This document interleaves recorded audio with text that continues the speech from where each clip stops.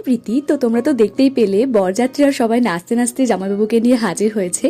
আর এসেই এখানে মৌসুমী দিয়ে প্রথমে আশীর্বাদটা শুরু হয়ে যায়। আর আমরা স্টার্টার আইটেমে এত কিছু খেয়ে ফেলেছি যে মেন কোর্সে খেতেই পারছিলাম না। আমরাই বলতে পারো প্রথম ব্যাচ।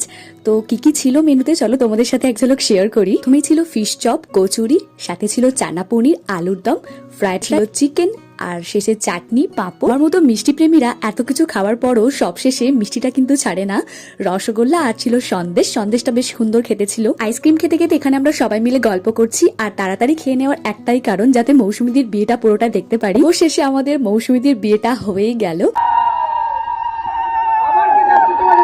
বিয়ে বাড়ির মিনি ব্লগ আজকে এখানেই শেষ করলাম। আবার কোনো নতুন মিনি ব্লগ নিয়ে তোমাদের সাথে কাল দেখা হচ্ছে। টাটা।